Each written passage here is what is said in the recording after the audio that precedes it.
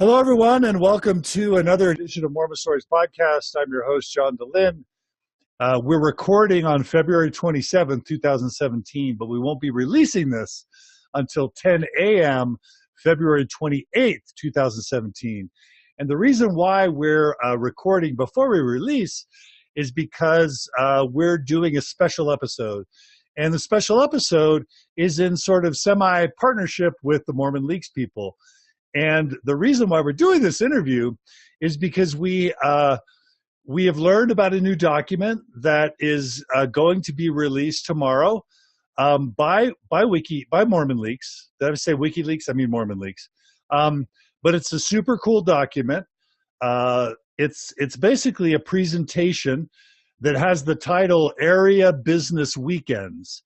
It's a document that appears to come from the Quorum of the 12 Apostles of the Mormon Church. The date is December 8th, 2015. And the document it seems like the document is talking about these special meetings that the church wants to be able to hold where apostles visit areas and sometimes stakes, and they can discuss special issues. And so we're going to be looking at that presentation. And we're also going to be spending a lot of time on a particular slide. And the slide is this bubble chart that shows sort of the enemies of the church. The title of the slide is Issues and Ideas Leading People Away from the Gospel. And it actually names names. So it has Denver Snuffer there. It has some character named Robert Norman, who we'll be talking about. It names ordained women specifically. And interestingly enough, yours truly has his own bubble. John DeLynn is mentioned by name on the slide as an issue or an idea leading people away from the gospel. So we're going to be talking about that presentation and that slide today. And with us, we have an all-star illustrious panel of amazing humans. And the humans that we have, I'm going to go ahead and introduce them.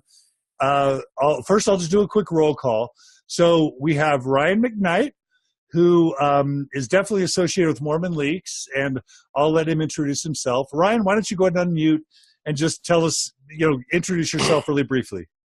Yeah, thanks, John, for putting this together. I am the founder of Mormon Leaks, and like you said, this is a document that we received over the weekend, and so it's something that is definitely interesting enough to have a chat about. But we've been around officially since early December, although I was involved with leaking things prior to that, which kind of led to the website. But that's kind of how I ended up here today. All right, thank you. Thanks, Ryan. Welcome. John Hamer, why don't you introduce yourself? I am a podcaster. I'm on Infants on Thrones regularly. I'm a past president of the John Whitmer Historical Association. I do a lot of work in Mormon history research, maps, and things like that. And I serve as pastor of the Toronto Congregation of Community of Christ. Super happy to have you on, John Hamer. Thanks for joining us. All right, Lindsay, you're next. Unmute. Yeah, perfect.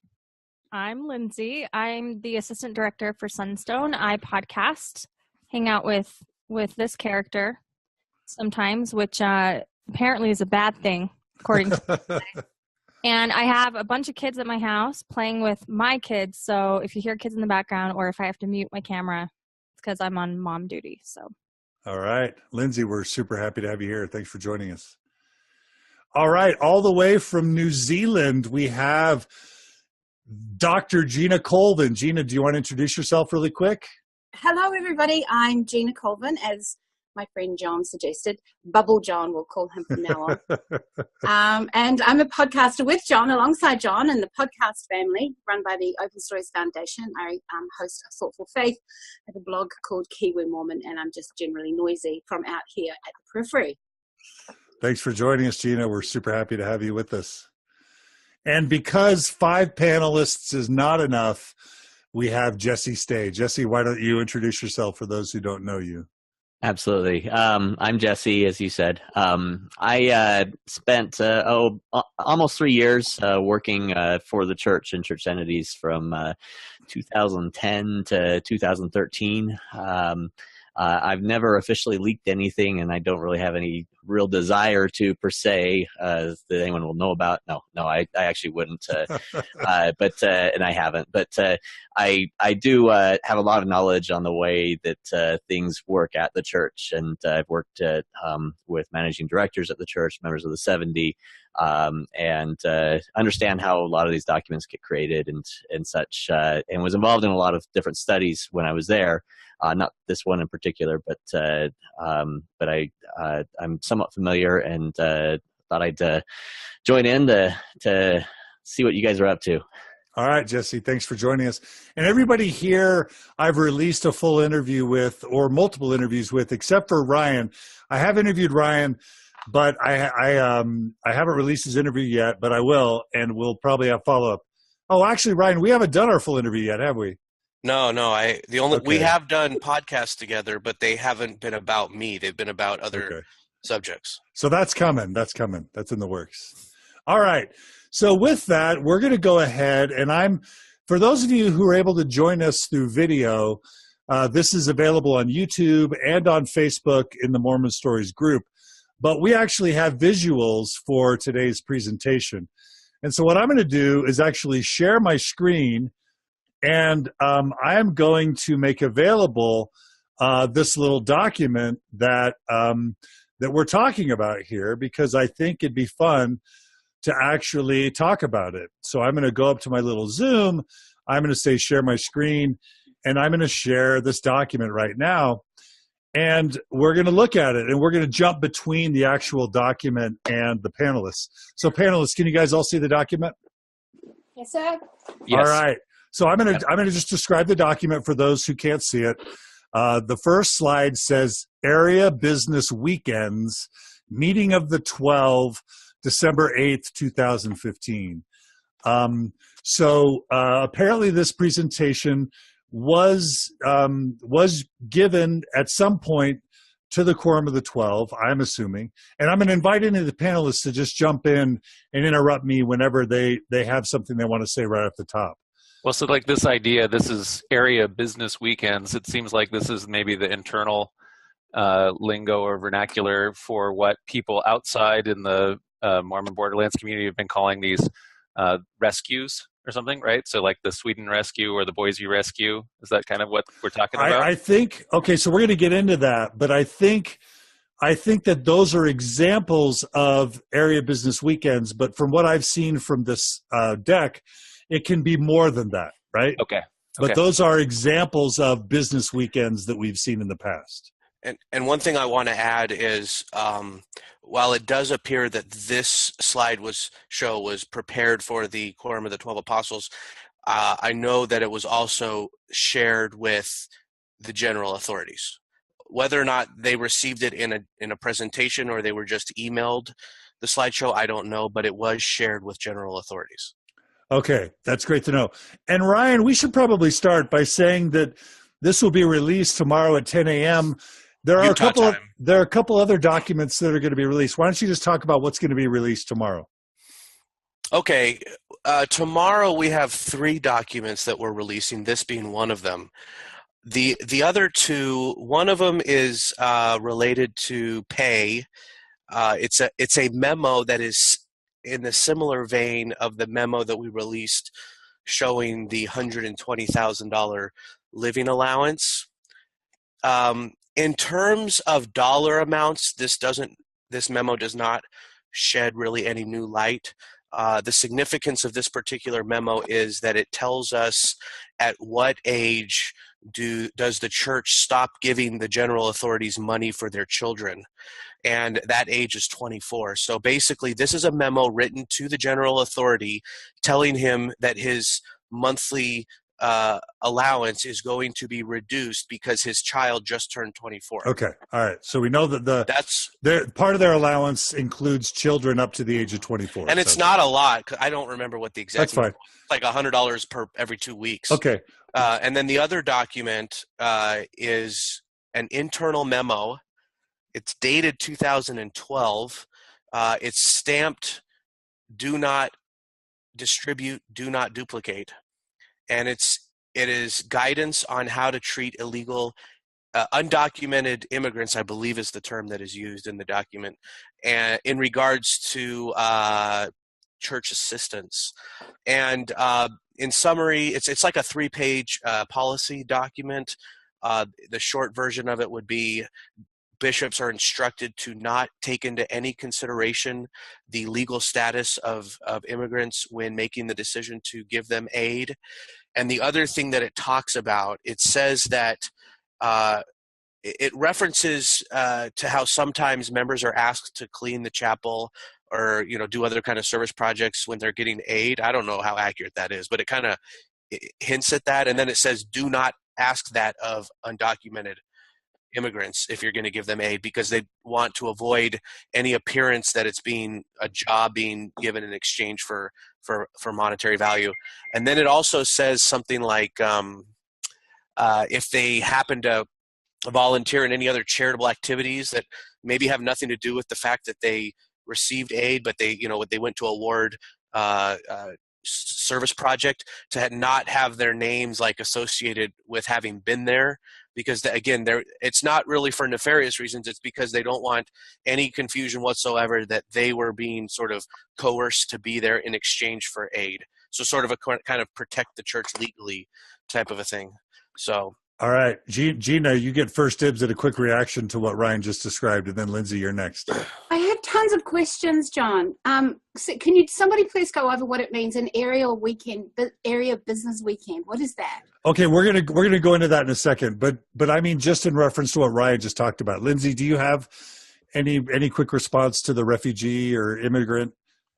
Well, my just immediate reaction is, I think it's great that they decided to not turn down giving aid to people. I mean, when I was most faithful and contributing to tithing and fast offerings, that was my understanding, that we gave to people who needed it, no questions asked. So to me, that makes sense. I feel like that's a really complicated situation that the church would be in, depending on the countries that they're working on and the laws that they're working with, especially since the majority of Mormons that I know of really do not support undocumented workers being here without their status. So I think it's actually something that makes people leave the church, at least in the circles that I follow.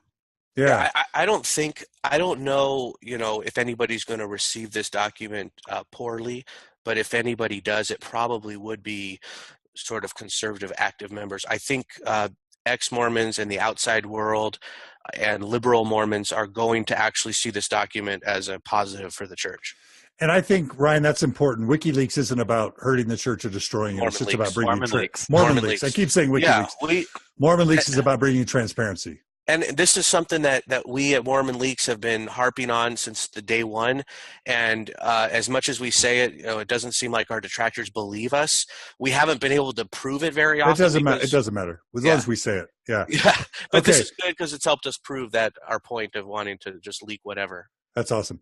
Well, okay, and I will say, I spend a lot of time in very conservative circles within the church, and this topic particularly is the thing that probably makes conservative members apostatize the most or question the most. In fact, if you were to go to a Facebook group and talk about this policy, it mirrors the liberal conversations over like gay marriage or something almost identically, just a different topic. Right. Same kind of conversation. Right. Yep. Now, Gina, one of the things that maybe we didn't make really clear is that Mormon Leaks is releasing 3 documents. Ryan just described 2 of them that we're not really going to be going into depth on today. And then the third document we're going to go into in depth, which is, as you mentioned, this area business weekends.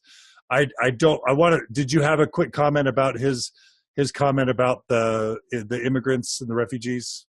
Oh, no, I'm just curious to know. I mean, this is a year or so after the fact, isn't it? Yeah, for this third document, yes.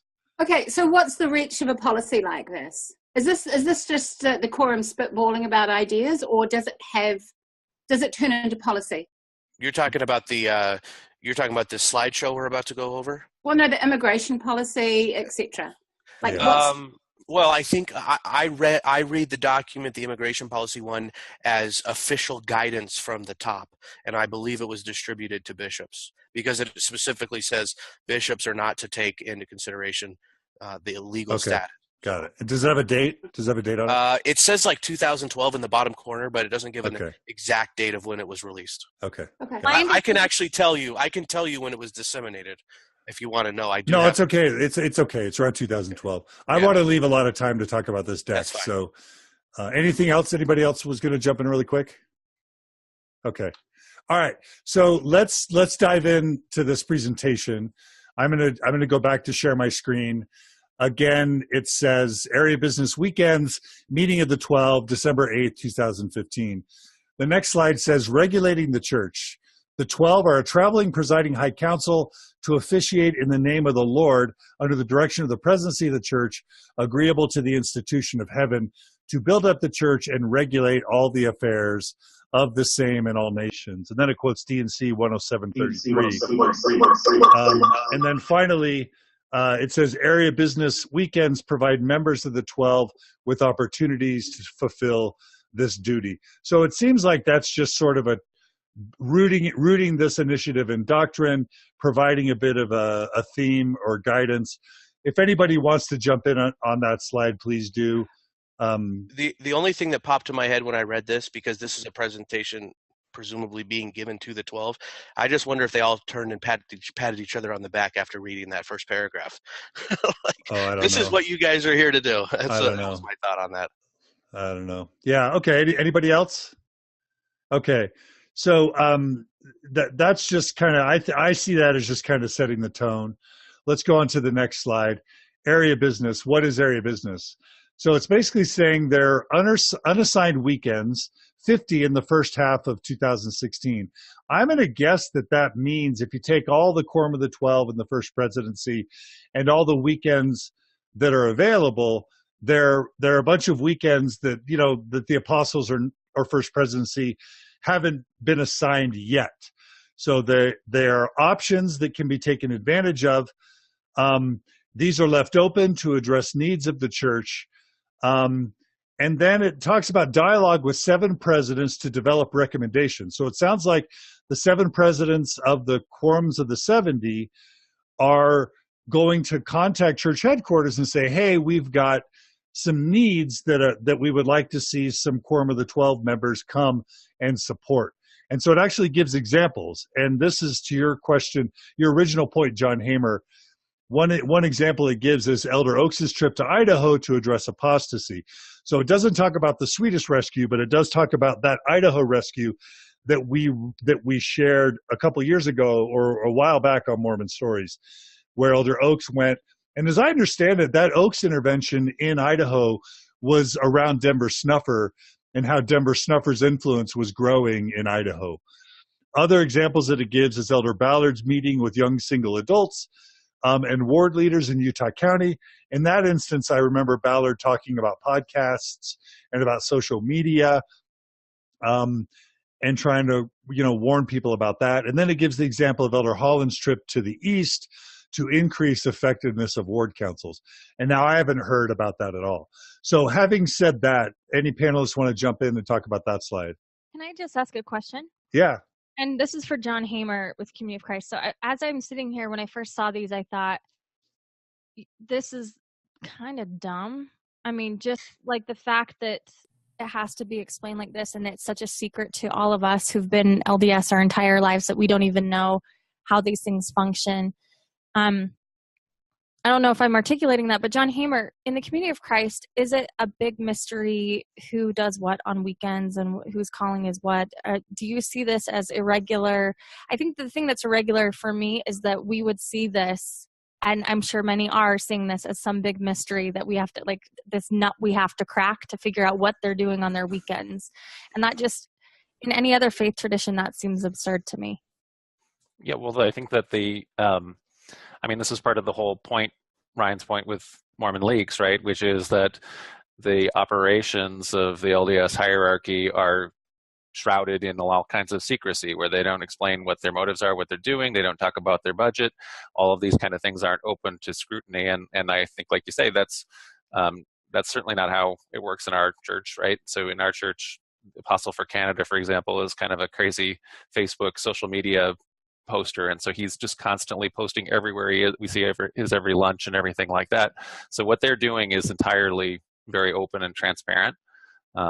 In terms of this is the kind of thing where we've been, people who are observing have been in the aware of this kind of thing, like this Boise rescue. So that was very kind of, it was a secret mission, and yet it can only be so secret, right? So anyway, so what's interesting is to see here that these kind of secret missions have a secret plan behind them, and this is the slide about it. Yeah, and I mean, would Mormon leaks be necessary if the church was more transparent? Would people need to record and secretly share audio recordings of the Swedish or the Idaho rescue if the church was just transparent? Is that kind of what you're asking, Lindsay? Well, I deal with a lot of prophets these days. Prophets to me are now a dime a dozen in the work that I do. I hang out with prophets. I know people that follow all kinds of different prophets. So it's interesting for me to see sort of this deference given now to the LDS prophets, where I can have context for it through a different lens. And it's just funny to me. It reminds me, like, the Council 50 was a bunch of dudes getting together and talking angry and writing it down to feel important. And then, like, most of the time they didn't do anything. And I feel like that's what this feels like to me. It's just people, like, we're making it official. We're getting together to really not talk about anything. And if we write it down and make a slide, then it makes it official. I don't mean to belittle it. It just seems silly. That's Sure. all. Gina, do you have a quick reaction to what we're talking about? Go ahead and unmute yourself. I agree with Lindsay. I think it's sort of men doing men things. As soon as they start documenting their thoughts, and they've got all this sort of power and influence, it becomes something other than what it really is a bunch of spitballing. So. Right. Yeah. I'd like to just throw in, I think what a document like this does in regards to what you're talking about, and also the recording of the Elder Oaks fireside or whatever it was that is referenced in this slideshow, is if we don't have that recording and we don't have that slide, these visits from the Quorum of the 12 are often presented as sort of, hey, he felt the Spirit to come and visit us, and this is his inspired message. Whereas what we can see now is that it's really more of an organized, targeted campaign to sort of deal with identified issues. And it's not really, hey, I was inspired to talk about this topic before you today. Well, I mean that's not what I saw. Sorry, John. I understand your point, but here's what I picture. I picture, my husband or my father being called to this meeting, getting ready, putting on his white, shirt and a suit and tie, and feeling important, going to this important meeting and for this important church business. And this is what I'm pointing out. This is important church business. Like the world around us is burning. And, dealing with undocumented workers, that's a real issue. But like this stuff of like who does what on their weekends and whose kids get paid at 24, to me, that it's just busy work. And so that's just what I was struck by. And that all seems true. And I'll just, in the church's defense, like if tithing is in decline, if growth is in decline, if they're starting to face becoming a declining institution, if I were an apostle, I would want to have these sorts of interventions to figure out what the heck is going on and how do we fix it. So, it's good business. I would never say that. Yeah, exactly. All right, cool. Okay, so I'll share the screen again, and we'll go back to the next little portion. So area business is what these are about. And this is the money slide, as I like to call it. It says issues and ideas leading people away from the gospel. And imagine a slide with, a PowerPoint slide with like 17 bubbles. Does someone want to count up how many bubbles there are? I'm just counting quickly. I think it's about 17. And there's a spectrum. 17. So it's far left on the left-hand side and then far right on the far right-hand side. And then there's orange bubbles, blue bubbles, a red bubble, and a bunch of green bubbles. And I'm just going to read, maybe we'll go through each section. So let's start on the far right. So on the far right, there's a bunch of green bubbles. And I'm just going to read the green bubbles and then open up to the panel to discuss the bubbles.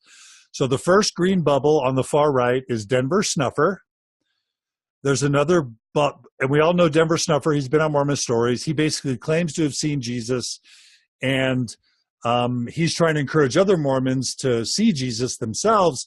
And he's basically claiming that the LDS Church, modern corporate LDS Church, is an apostasy, and they're not living according to the Book of Mormon. That's how I would summarize Denver Snuffer. And by the way, he's now receiving revelations for his people.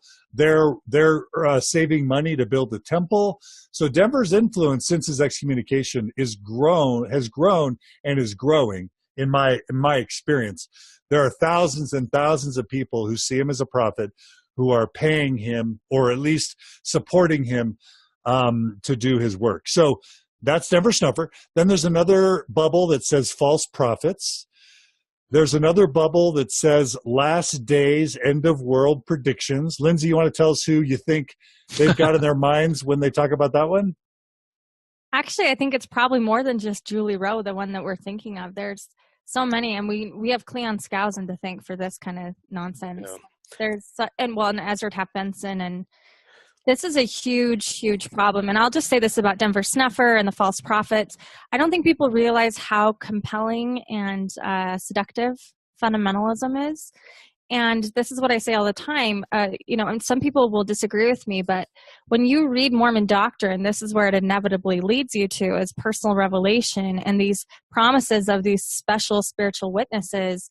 And to me, those bubbles should be the biggest of all, because those movements are growing and growing and growing. In fact, they're becoming shiny PR campaigns, better organized than I would say any, I'm an ex-Mormon campaign video or ordained women videos. Like the I've seen Jesus crowd is growing, and that's because there's no outlet for that in Mormonism anymore. Yeah, I posted on Facebook a website that actually has testimonies of people who have seen Jesus, who are, liberal, kind of like fundy Mormons or like conservative Mormons or post-Mormons who have been excommunicated. But I would guess there's been dozens of people like Denver Snuffer excommunicated, many of whom were excommunicated for claiming they saw Jesus, which is really ironic. I saw Jesus when I was Mormon. I'll tell my story sometime. Did you really? Wow. I thought I did. I'll tell my story and kind of why I don't think anymore. But okay. It's you could have started a movement. I know. I could be rich now. No, here's the thing that I want to say. Mormon fundamentalism it's very compelling, and because the church has tried to move away from polygamy with the entire history of that, they put themselves in a really difficult position that sort of fuels these movements, because you can show evidence that maybe the church has hidden something, or they've tried to change the doctrine or the scriptures or whatever. And so these people have, I would say, legitimate interpretations and claims to this doctrine. And once you couple that with a spiritual experience, if you go to Missouri right now, and maybe John Hamer can talk about this, there are so many movements breaking off of even fundamentalists, and I can't even keep up anymore.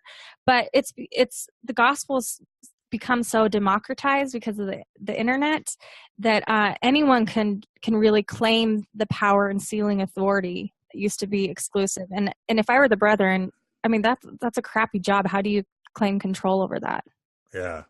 One of the core things that fundamentalists tried to do all through the 20th century was keep the Journal of Discourses in print, right?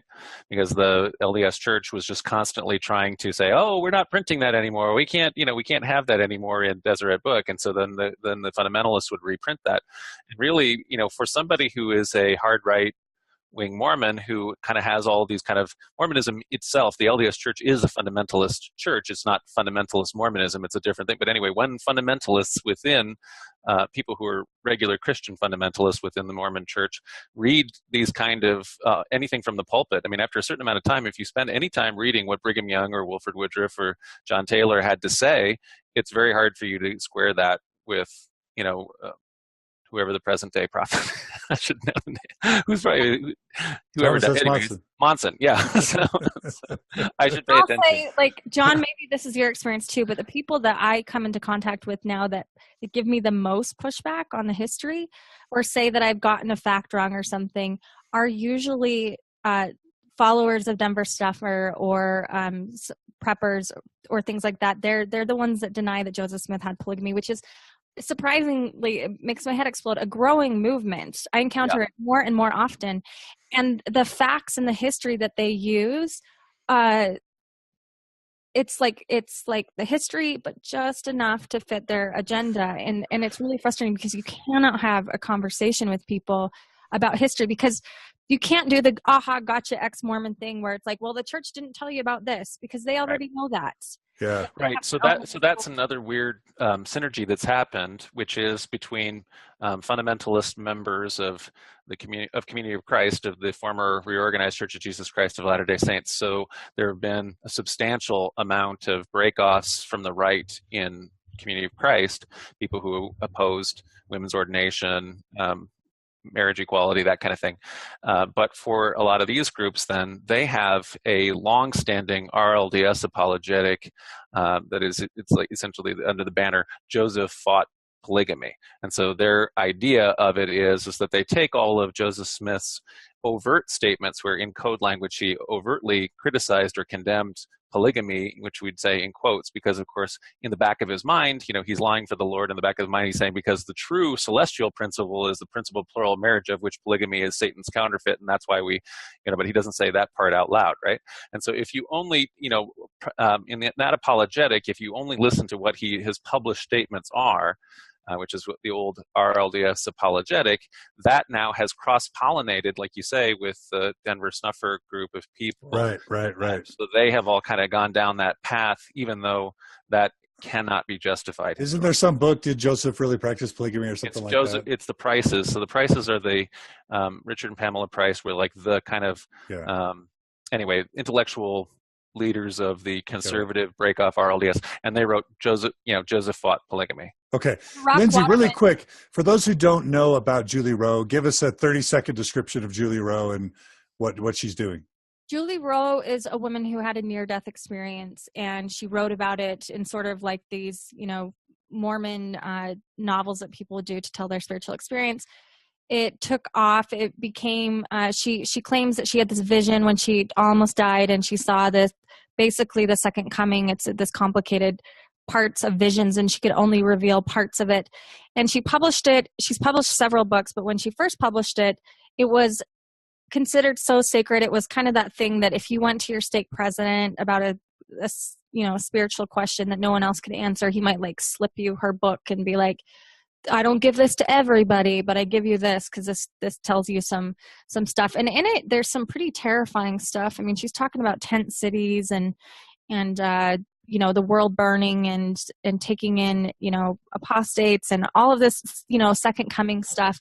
And it really sort of fueled, or maybe it was a symptom of what we call the Mormon prepper movement. Our preppers are like the people like, I grew up canning and getting food storage, but preppers like have dugouts in their basement and bomb shelters and ammunition, rifles, guns. Yeah, they're trailers, tents. Store that moved into a strip mall just by my house, and they had an aluminum hand cart that you could buy.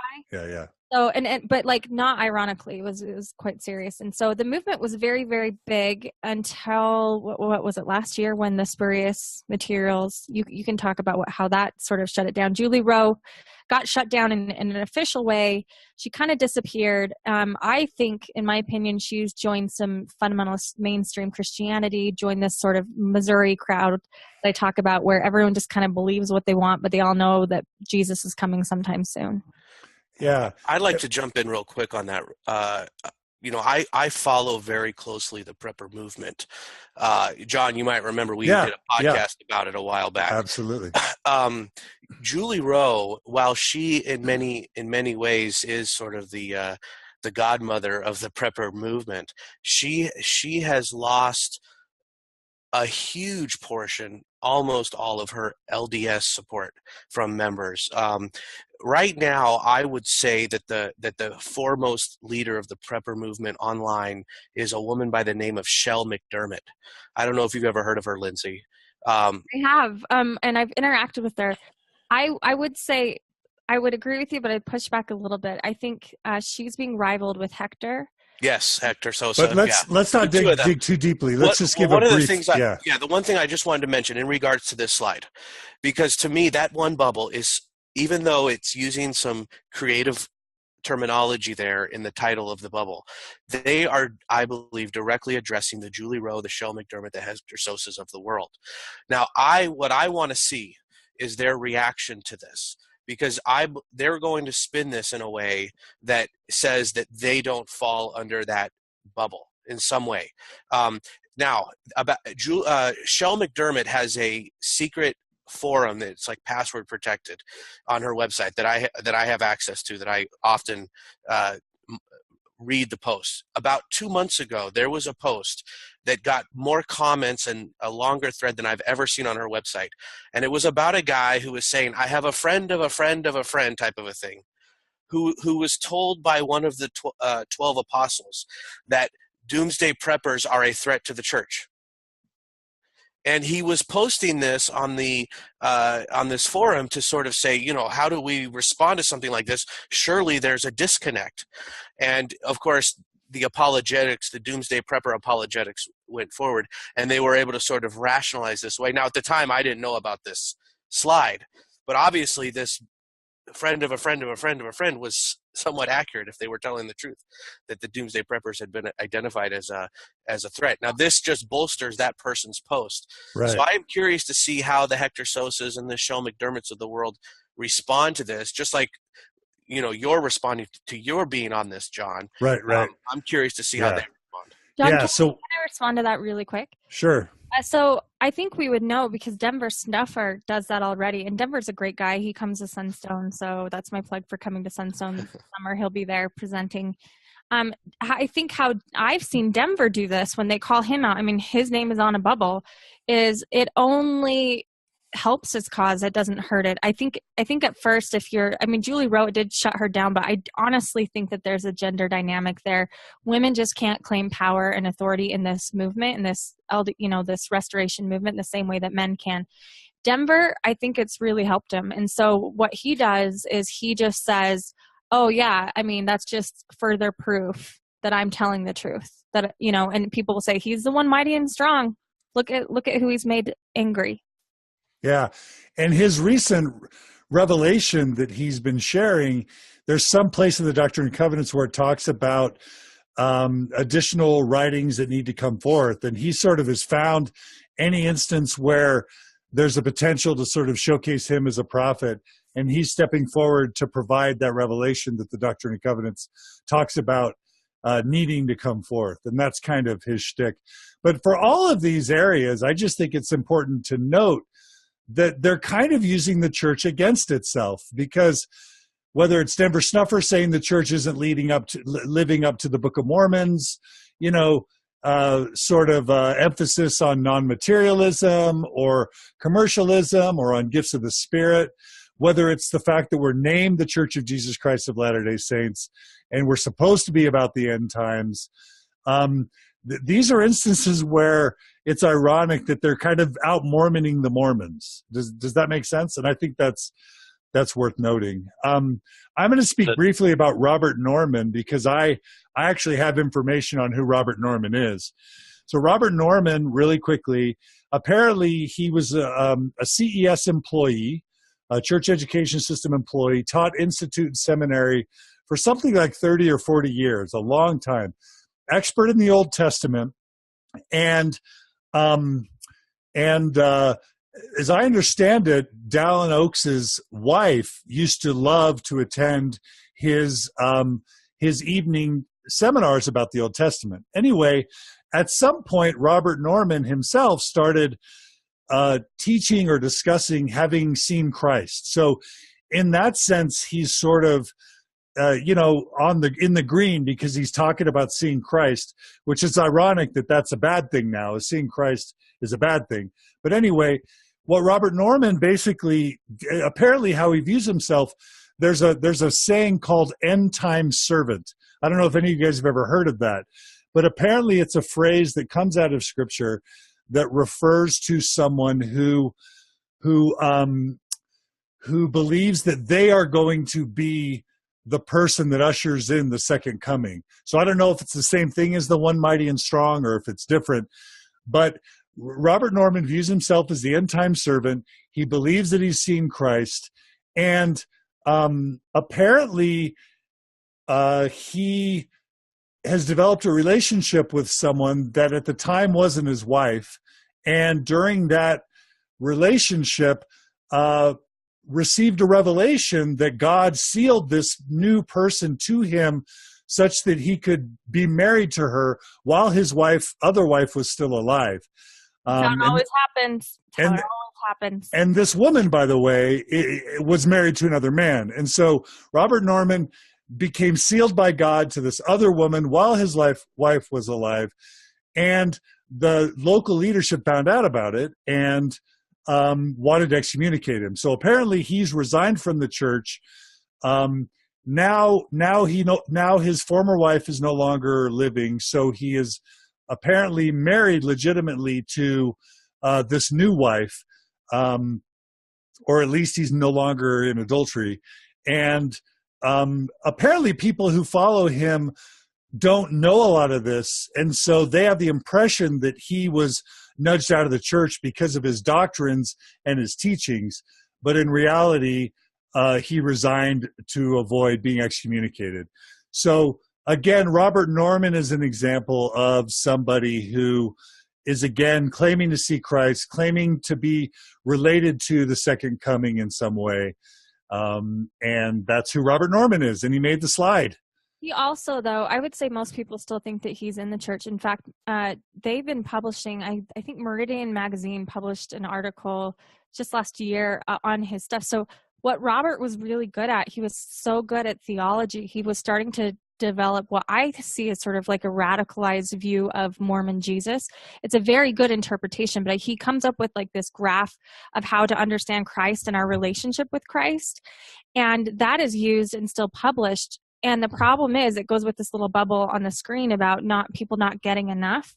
The problem is Robert Norman's interpretations aren't incorrect. So they're very appealing to people. But once you give a man like that who knows his stuff, that kind of platform, you can look him up. He's all over LDS.org. They quote from him. He's been in the Ensign Talks. And so as far as most people are concerned that don't know anything about him, they can look him up, and he's on LDS.org. And what that means for a Latter-day Saint is he's legit because he's on the site. And his theology is really interesting, and it's really compelling. And so again, this whole like not getting enough at church, it's a major problem for the LDS church. And I've been saying this on my podcast, Year of Polygamy, but ever since we abandoned polygamy, there's nothing interesting about Mormonism anymore. The church had to get rid of everything that made Mormonism apart from mainstream Christianity. No offense, John Hamer, maybe you can push back on that.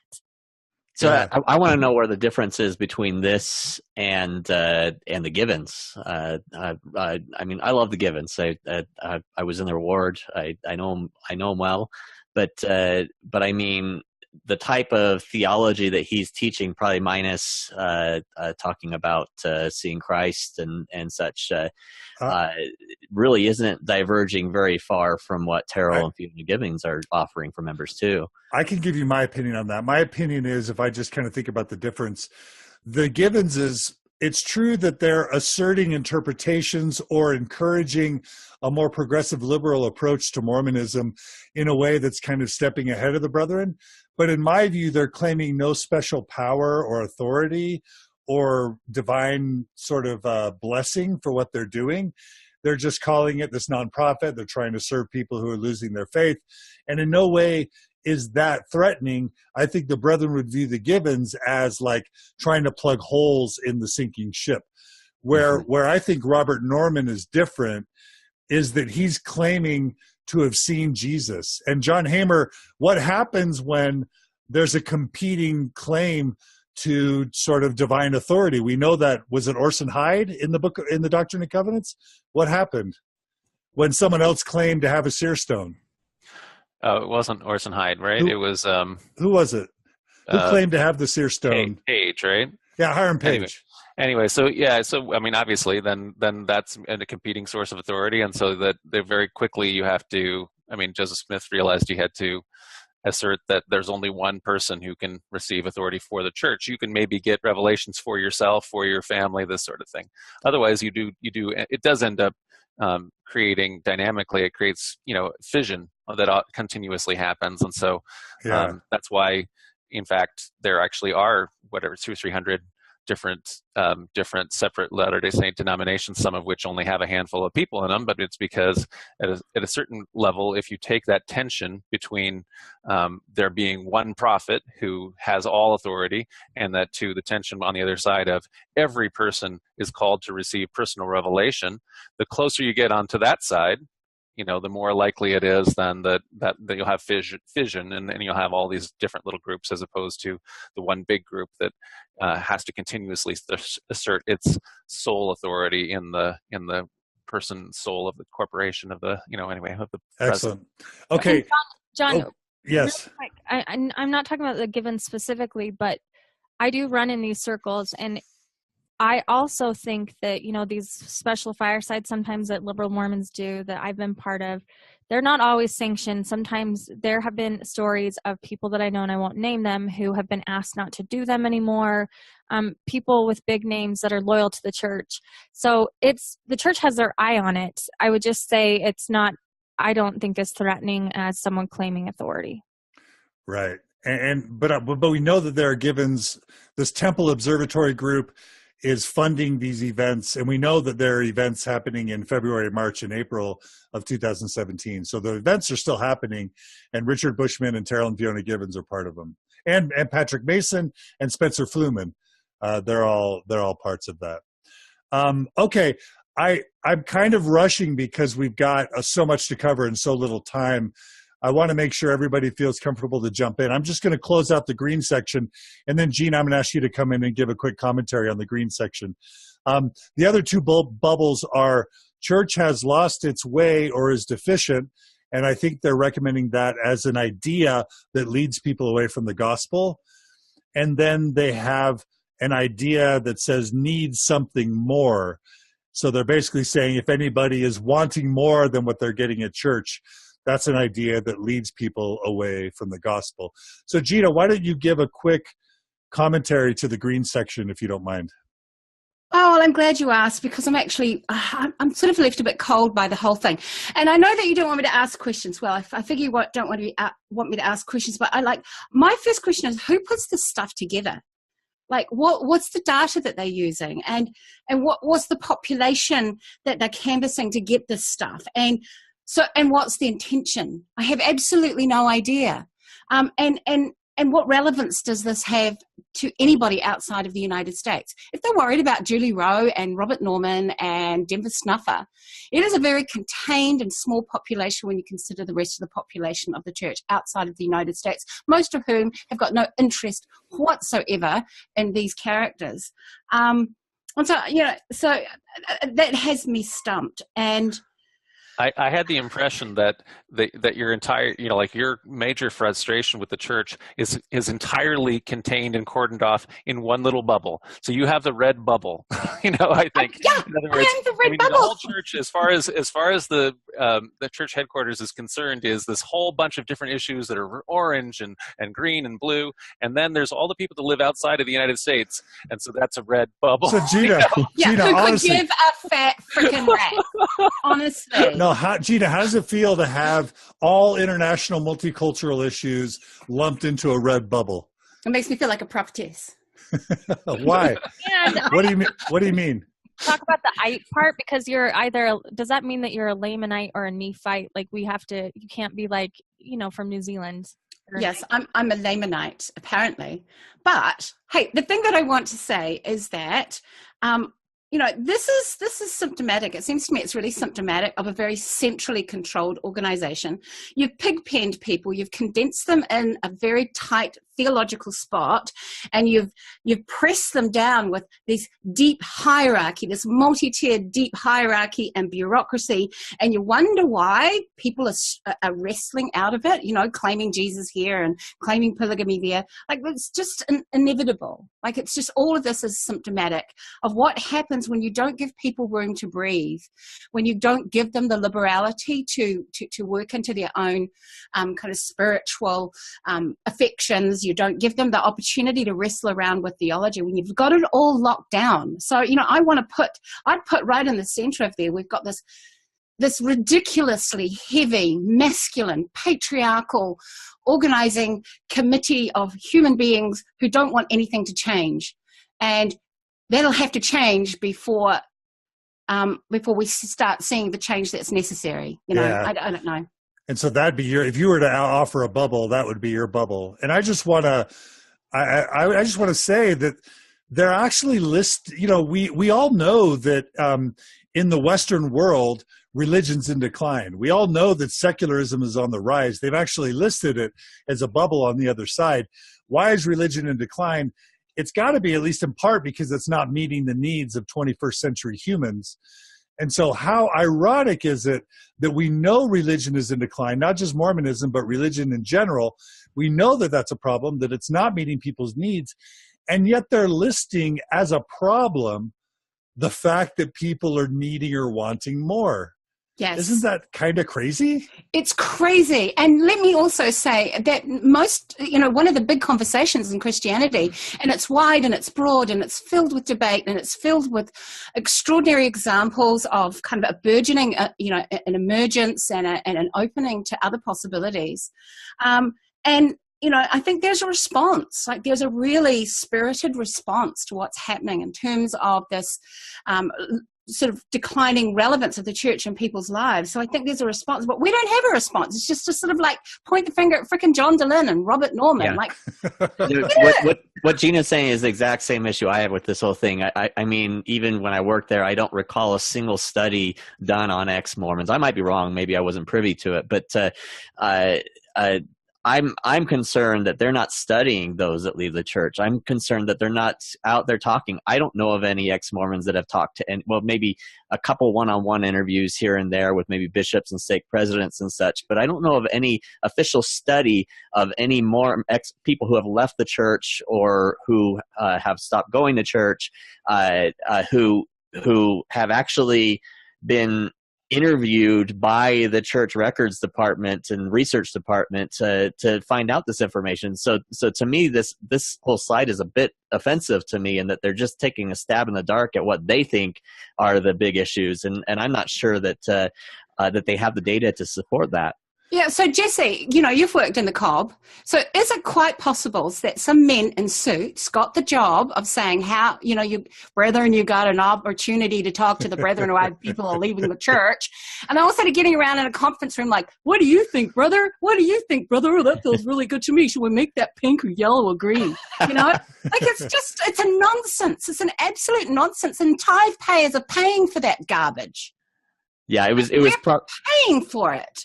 Yeah, it was probably assigned to a member of the 70 who likely tasked a few managing directors or other assistants, potentially people working for the 12 or for the 70 or within one of the departments in priesthood, who went out and actually and perhaps talked to bishops and stake presidents, or asked a few bishops and stake presidents for what they know about it. But I don't think it's anything scientific. I don't know of any people who have left the church who have been interviewed by people at the church. And shame on them. Just shame on them. Well, my guess, Sheena, is that they will. They're just slow, right? That in 5 or 10 years they'll do that study. I hope they do. Ryan, I'm just gonna. My understanding from the sources that I've talked to involved with Mormon Leaks is that there's a name associated with this presentation, and the name is Clinton Melander, Melander. And again, my sources at Mormon leaks tell me that he's sort of an assistant to the assistant to the Quorum of the 12. So it's this sort of mid-level manager guy who is sort of a consultant, multimedia video expert for the church, who also helps with sort of creating presentations and discussing issues. So there is a name attached to this slide. How much Clinton Melander created the content versus just dictated from a member of the 70 or from a member of the Quorum of the 12, we don't know for sure. But Yeah, in Clinton's defense, it was a very nice slide, and I feel like from a design perspective, it was not. Thanks, Lindsay. Yeah. Ryan, go ahead real quickly, and then I want to jump to a different topic because we're running out of time. He definitely created the slideshow, and it's unclear as to who he received his input from. I will say, to what Gina was talking about, I have several sources that I'm working with who have been lucky enough to have members of the 12 apostles contact them directly as a result of some of their inquiries. And these are all independent of each other. And there's probably 4 or 5 that I've been talking to. They may or may not release that communication. But what is very common in all of these cases is that initially the member of the 12 apostles is very seemingly excited to discuss the issues with this person. But when the email finally comes with the actual specific questions, it is brushed off. Right. Yeah. Faith is talked about, and they are brushed off to local leadership. So they're never actually engaging with these members on the specific questions. No, because they don't have answers. And I've met twice with Elder Holland. I've talked to tons of people who met with apostles. They don't have answers, and so they're not going to be anxious to give them. Okay, really quick, I want to jump to, just because we only have 17 minutes left, let's talk about the orange section really quick. That's far left now. We've got a bubble that says secular. We've got a bubble that says ordained women. We've got the smallest bubble on the whole slide, which makes me really angry. And that's the bubble that says John DeLynn. I'm just really upset. If you're going to put me on there, don't make me the smallest. Don't make me the smallest bubble. You're as small as Robert Norman.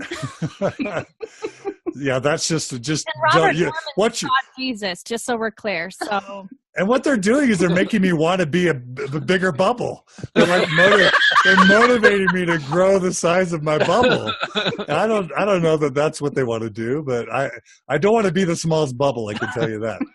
And in addition to the secular bubble, the John DeLynn bubble, the ordained women bubble, we have a disagree with current policies bubble, and I'm taking that to mean the support same-sex marriage bubble, the oppose the November 2015 policy bubble, and then there's incredulity over church history, as if church history is something to believe in. It's we now have incredulity over church history. Is that whether church history exists or whether it's a problem? I don't know. But let's just do a quick, I just want each of you to comment on the orange bubbles. So I'm going to start with Lindsay. What comments do you want to make about the orange bubbles? When do we know the year the slide was made? The date is 2015. 2015. Okay, so I was thinking about that in the Blogger Now. But it could have been a revision. So I heard a date as early as 2014, which makes a lot of sense. Why did they come after me? Why did they come after? If this slide was shown in 2014, which was when Kate Kelly and I were both contacted, it would make a lot of sense that L. Whitney Clayton or Ballard goes around to Kate's stake, goes to my stake.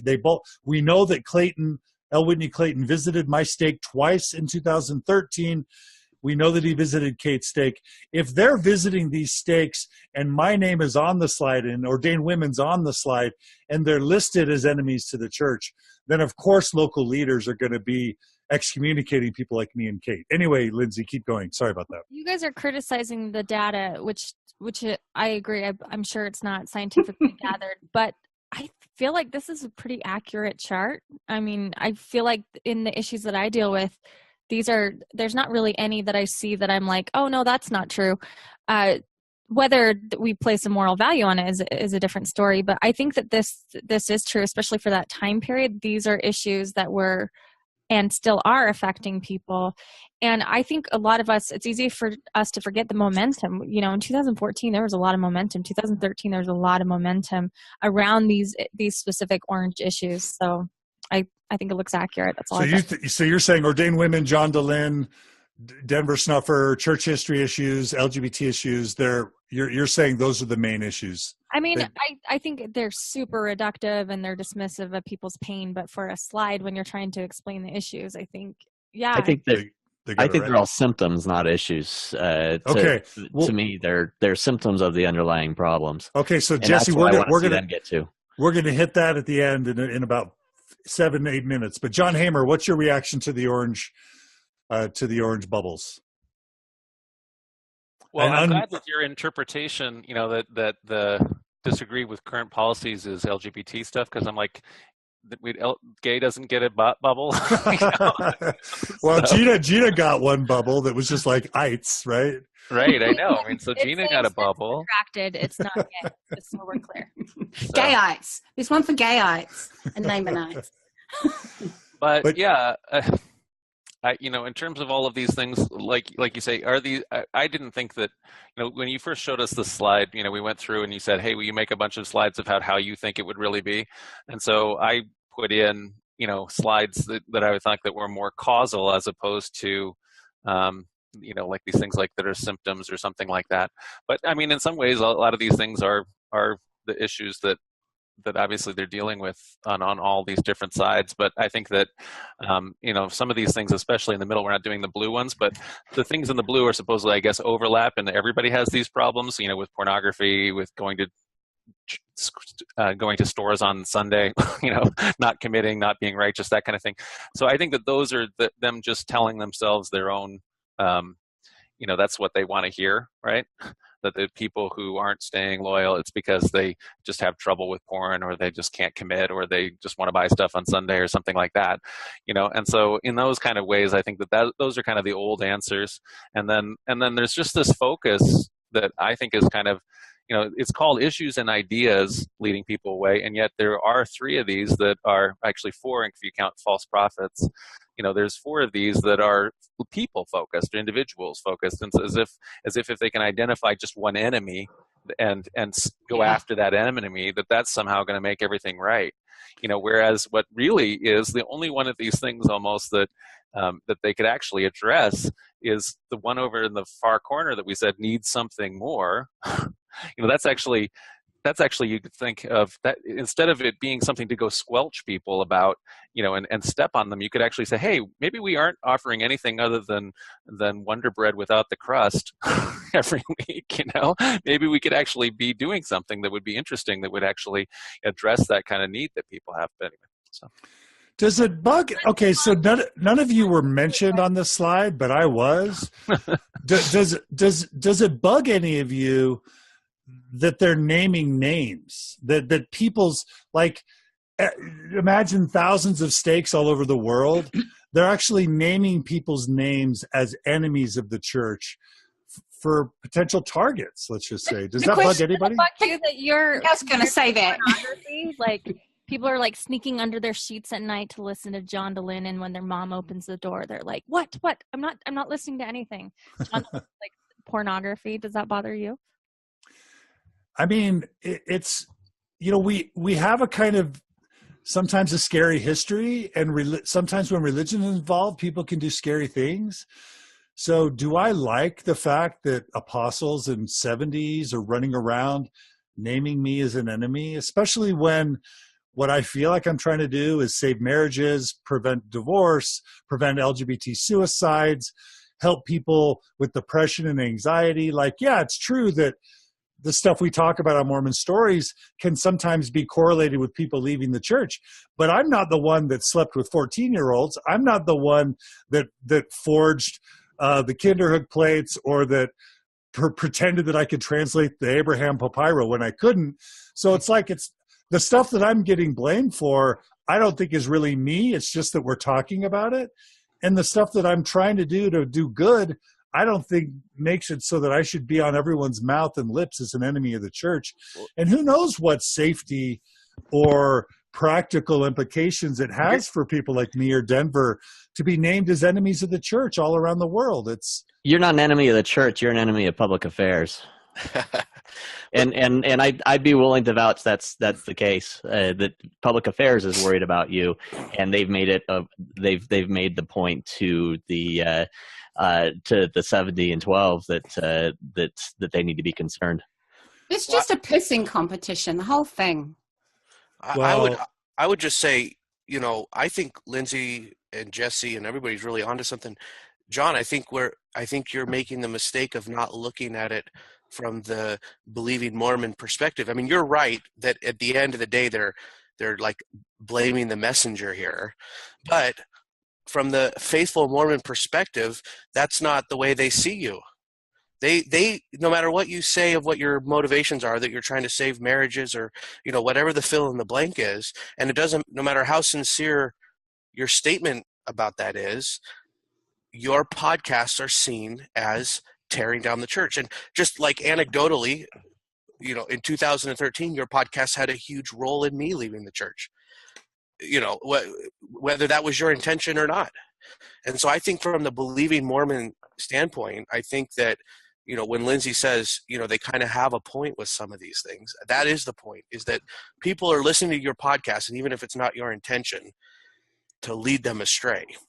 It is opening the door to information that they never knew about, and it becomes a springboard. And so that's the way the church is looking at it. I mean, that's the way I see it. John, can I talk about them naming you, though? And sure. I know this slide was not made for public consumption, so I guess this doesn't count in the same context. But in the way that they have talked to you, it's no secret that you are a problem or a thorn in their side. And I back up what you say about it being dangerous. Some of the worst, ugliest, most violent things that were ever said to me online was when I was involved with Ordained Women. Certainly the Ordained Women board can attest to that. Death threats and those kind of things. I know I saw some terrible, terrible things said to Julie Rowe about it. People take this stuff seriously. I just recorded a podcast on the history of violence in Mormonism, so I take this very seriously. I think that that's a legitimate concern to be named as something like that. I really wish the church would be more introspective and thoughtful about this, because there are plenty of people, and I know them. I've met some of these people that take this stuff very, very literally and very seriously. So that is a concern. Any other people want to jump in on that really quick before we kind of give some summarizing thoughts? Okay. All right. So thank you, Lindsay. Thanks everyone so far.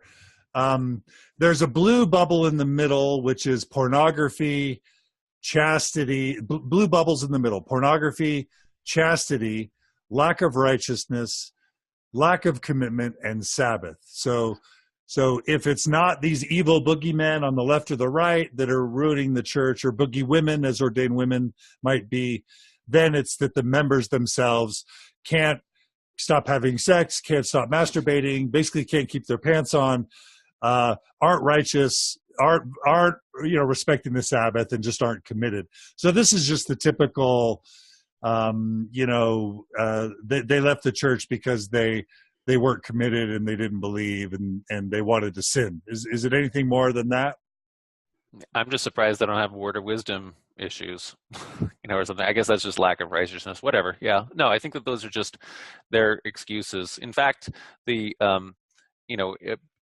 fact that that all of the different things, there's a bunch of gatekeeping issues, and that there are things that are tough to be LDS or active LDS, the fact that you have to pay all this money in tithing, the fact that you were avoiding alcohol and coffee and this kind of thing. These kind of border issues are actually, Sabbath and all these kind of things are actually they strengthen the border, right? So that actually keeps people in. So even though people like to list that as, oh, they were just so weak, they had to do those things, it's in fact those border issues for an organization, it is actually strengthening. I agree with John Hamer completely. And this one actually makes me sad, because I think in my experience, the biggest supporters of the church that strengthen and are the most loyal to the church are the people that have these issues. We call them Jack Mormons or whatever. They're people that struggle, or they drink, they have word of wisdom problems or pornography problems. And yet, and maybe they stop attending church or fall away from participation, but they never stop believing. And they carry this like calcified shame over their shoulders of like, the church is true, I know it's right, I just know I don't fit. Someday I will, like I'm going to make it work someday. But they have to put them in. I was just going to say, they have to put them in the bubbles on the slide in order to make that shame effect work. Exactly. Exactly. But I just also want to add that it's not just Jack Mormons. I mean, I think most Mormon men and probably a huge chunk of Mormon women are struggling with pornography, in part because the church, as Jesse helped us understand, the church actually exacerbates the pornography problem. I'm sure there's a good chunk, 2/3 of Mormons are inactive. So there's a ton of inactive Mormons who aren't super committed or enjoying football or boating on the Sabbath.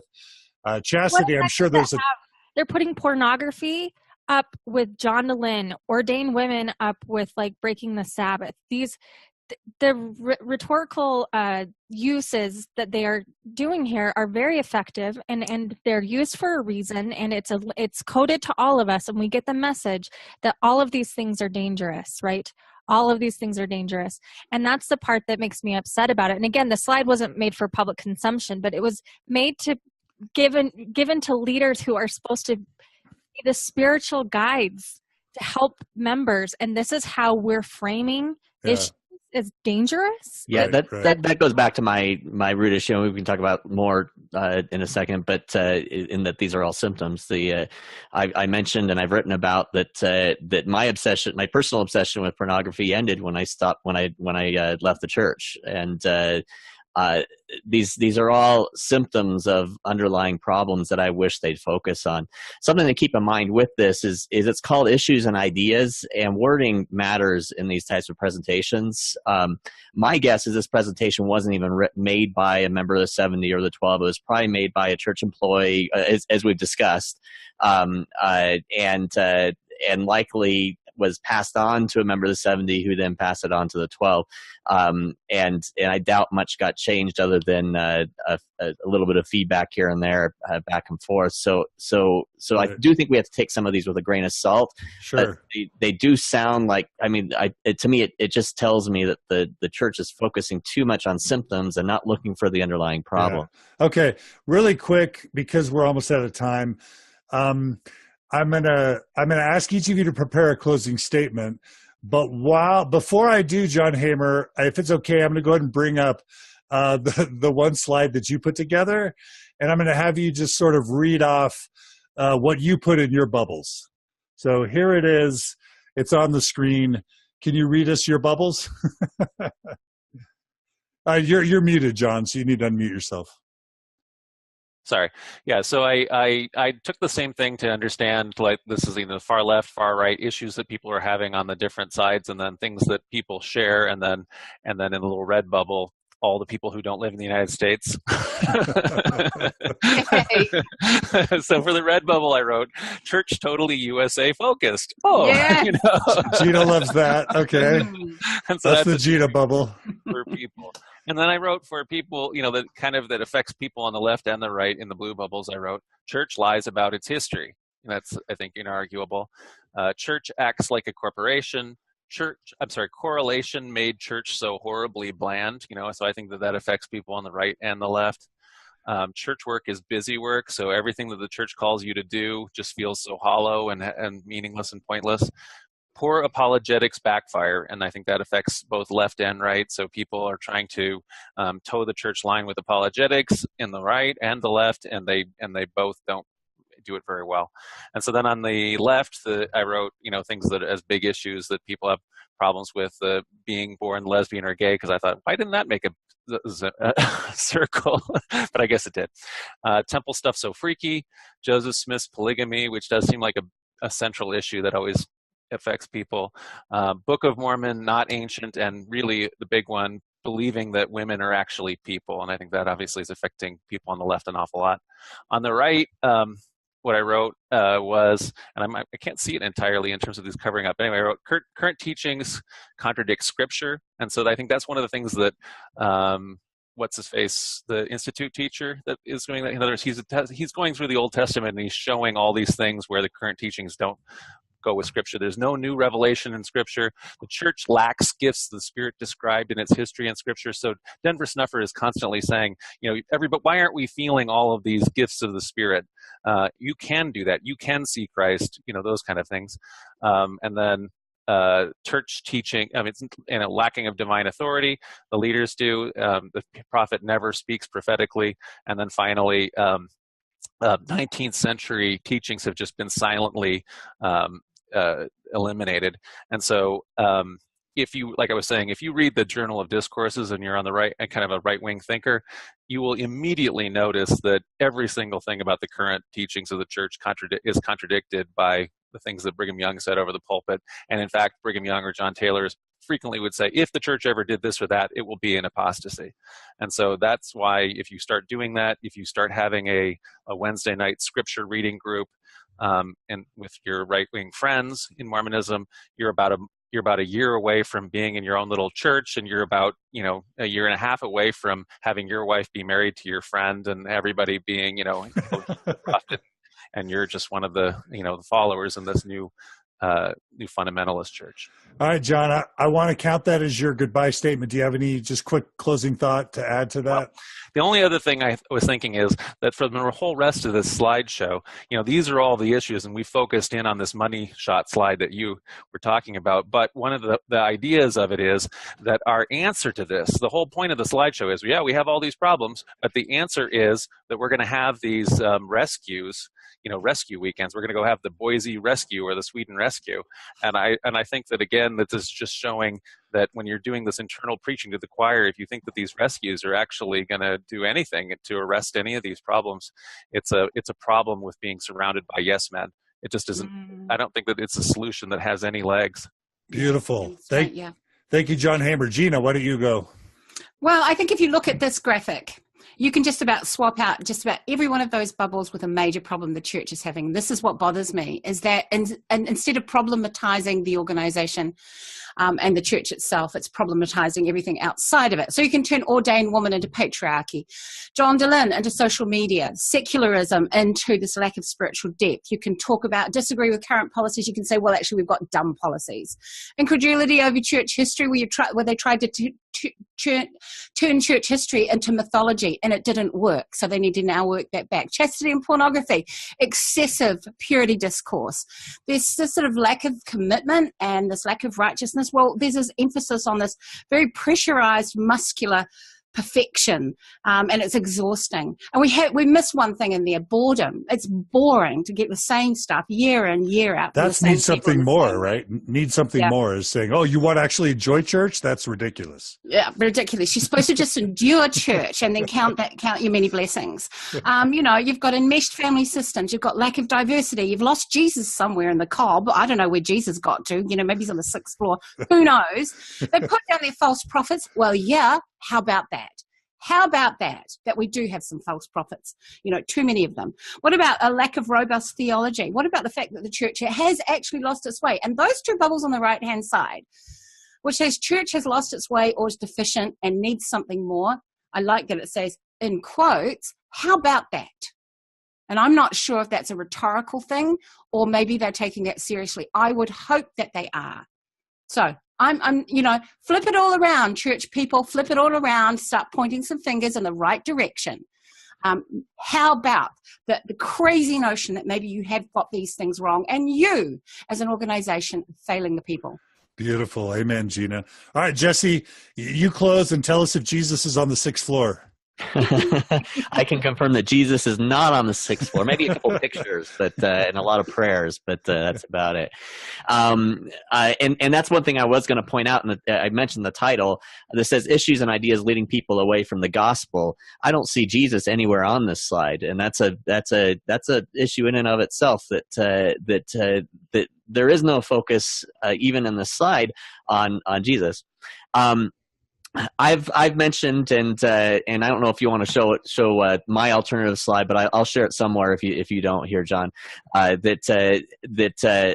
did my own alternative where I put symptom on just about every bubble except for there were the two on the right of the church has lost its credulity and false prophets, and I don't mean that in the way that the right might be viewing it. I mean it, as Gina said, that could genuinely be an issue, and I hope we're questioning that and trying to decide, have we lost our way, and have we has the needle moved away from that from Christ and from Jesus, and I argue even beyond that to God, and where is where's the church at the moment? I had one other alternative bubble that I listed that summarized that what I think the underlying single problem of people leaving the church at the moment is, and that is that it eventually, I think, for every single person that leaves the church and actually stops going, leaves the church, removes the records, or even just stops going, is that eventually at some point it becomes easier for them to leave than it does to stay. And the alternate name I gave that was the don't let the door hit you on the way out philosophy. And almost every person that I know who has personally left, and I'm not going off of any statistics either, has eventually hit that in their life. They may have been willing to accept the faults of the prophets. They may have been willing to accept issues here and there. But when it became easier for them to leave than to stay, that's when they left. Either they were excommunicated or they chose to leave at some point. And I think that's what it's going to come down to. I want to see stats, though. I want to see the church study this and come down to what the conclusions are. They will. It just matter when.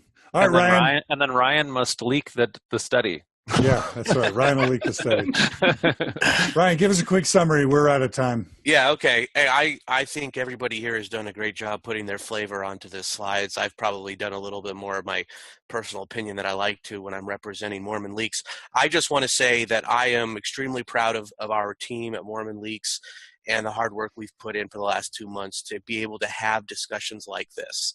And I'm grateful for people, the many sources that we have, like the person who was willing to share this with us, so that we can have these discussions, because they are important to have no matter what side you land on it. I'm sure that there are going to be active Mormons that are going to have no problem with this slideshow. They're going to agree with all of the bubbles, and that is fine. At Mormon Leaks, we just want the conversation to be had. And thank you for having us on this podcast, John. Thanks, Ryan. All right, Lindsay, you get the last word. Lindsay's gone. No, she's not. Unmute yourself, Lindsay.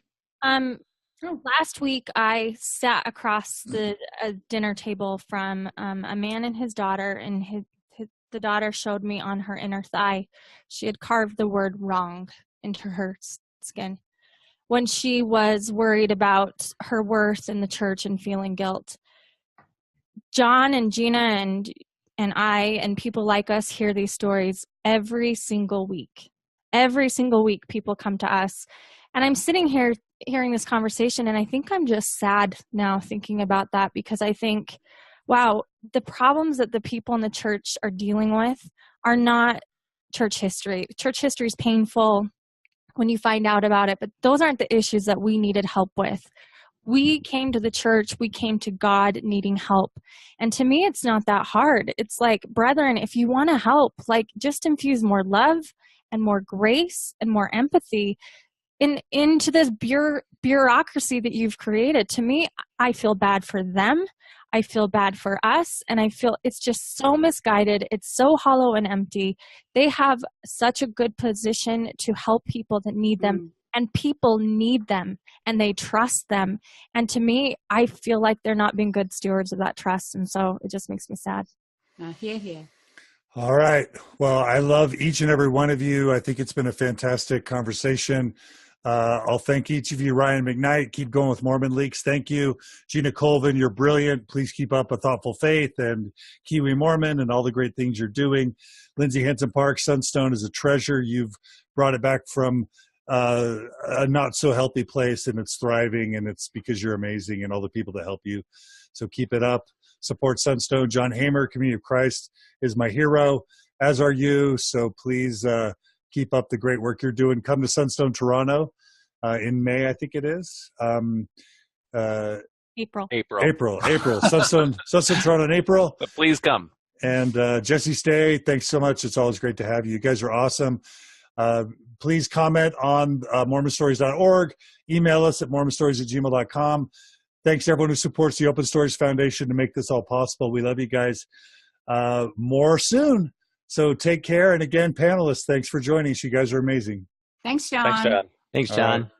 Take care, guys. See you later. All right.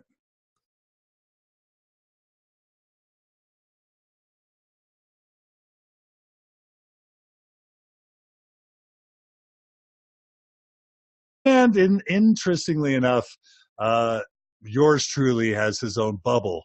John DeLynn is mentioned by name on the slide as an issue or an idea leading people away from the gospel. So we're going to be talking about that presentation and that slide today. And with us, we have an all-star illustrious panel of amazing humans. And the humans that we have, I'm going to go ahead and introduce them. First, I'll just do a quick roll call. So we have Ryan McKnight, who is definitely associated with Mormon Leaks, and I'll let him introduce himself. Ryan, why don't you go ahead and unmute and just tell us, introduce yourself really briefly.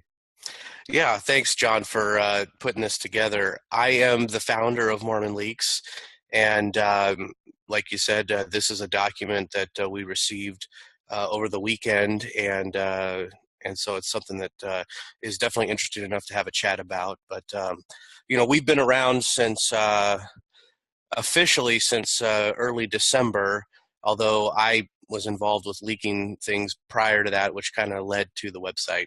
But that's kind of how I ended up here today. All right. Thank you. Thanks, Ryan. Welcome.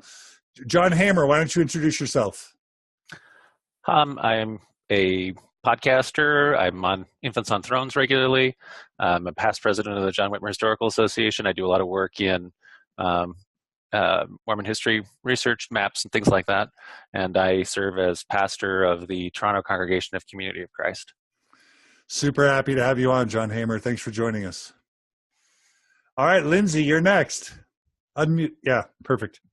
I'm Lindsay. I'm the assistant director for Sunstone. I podcast, hang out with this character sometimes, which apparently is a bad thing, according to And I have a bunch of kids at my house playing with my kids. So if you hear kids in the background or if I have to mute my camera, it's because I'm on mom duty. So. All right. Lindsay, we're super happy to have you here. Thanks for joining us. All right. All the way from New Zealand, we have Dr. Gina Colvin. Gina, do you want to introduce yourself really quick? Hello, everybody. I'm Gina Colvin, as my friend John suggested. Bubble John, we'll call him from now on. And I'm a podcaster with John.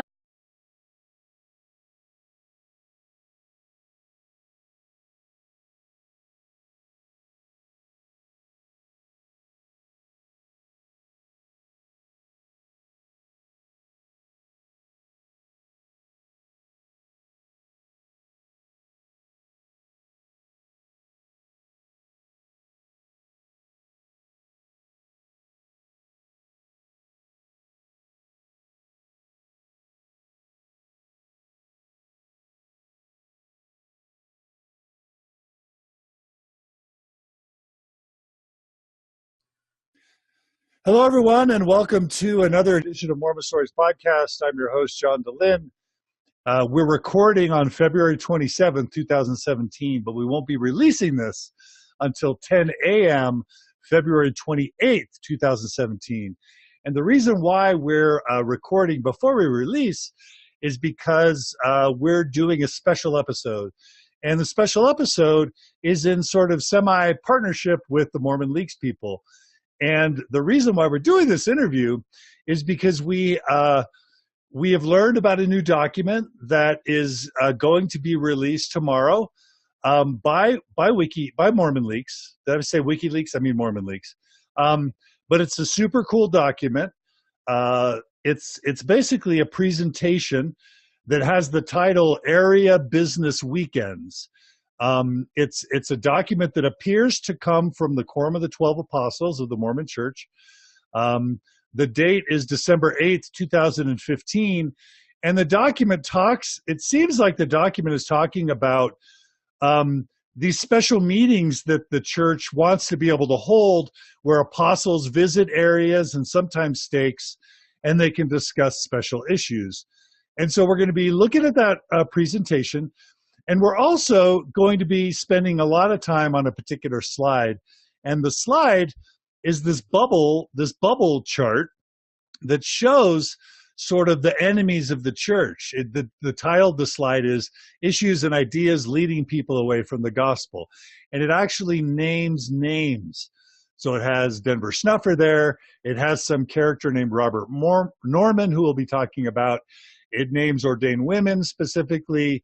As his child just turned 24. Okay. All right. So we know that part of their allowance includes children up to the age of 24. And it's not a lot. I don't remember what the exact. That's fine. It's like $100 per every 2 weeks. Okay.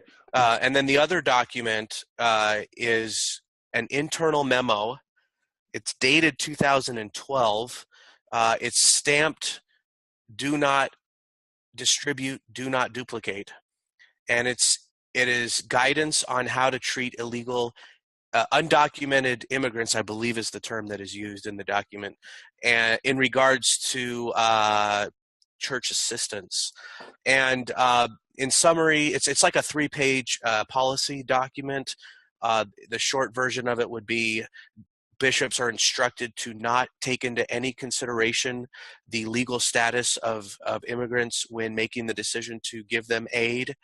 And the other thing that it talks about, it says that it references to how sometimes members are asked to clean the chapel or do other kind of service projects when they're getting aid. I don't know how accurate that is, but it kind of hints at that. And then it says, do not ask that of undocumented immigrants if you're going to give them aid, because they want to avoid any appearance that it's being a job being given in exchange for monetary value. And then it also says something like if they happen to volunteer in any other charitable activities that maybe have nothing to do with the fact that they received aid, but they went to a ward service project, to not have their names like associated with having been there, because again, it's not really for nefarious reasons. It's because they don't want any confusion whatsoever that they were being sort of coerced to be there in exchange for aid. So sort of a kind of protect the church legally type of a thing. So. All right, Gina, you get first dibs at a quick reaction to what Ryan just described, and then Lindsay, you're next. I have tons of questions, John. So can somebody please go over what it means, an area business weekend? What is that? Okay, we're gonna go into that in a second, but I mean just in reference to what Ryan just talked about. Lindsay, do you have any quick response to the refugee or immigrant? Well, my just immediate reaction is I think it's great that they decided to not turn down giving aid to people. I mean, alongside John and the podcast family run by the Open Stories Foundation, I host A Thoughtful Faith at a blog called Kiwi Mormon, and I'm just generally noisy from out here at the periphery. Thanks for joining us, Gina. We're super happy to have you with us. And because 5 panelists is not enough, we have Jesse stay. Jesse, why don't you introduce yourself for those who don't know you? Absolutely. I'm Jesse, as you said. I spent almost 3 years working for the church and church entities from 2010 to 2013. I've never officially leaked anything, and I don't really have any real desire to, per se, that anyone will know about. No, I actually wouldn't.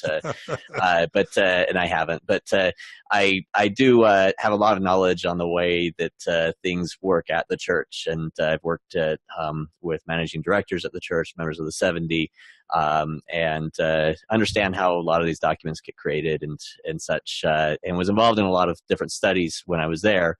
Not this one in particular, but I'm somewhat familiar, and thought I'd join in to see what you guys are up to. All right, Jesse, thanks for joining us.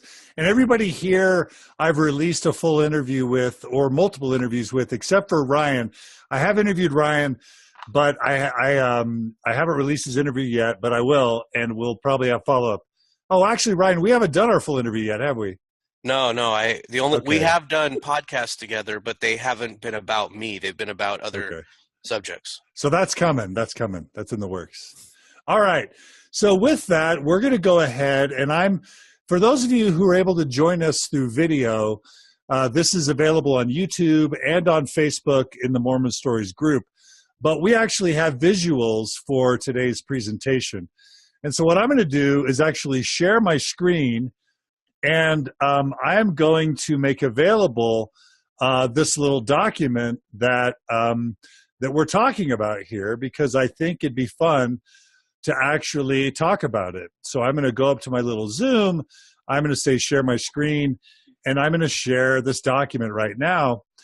And we're going to look at it, and we're going to jump between the actual document and the panelists. So panelists, can you guys all see the document? Yes, sir.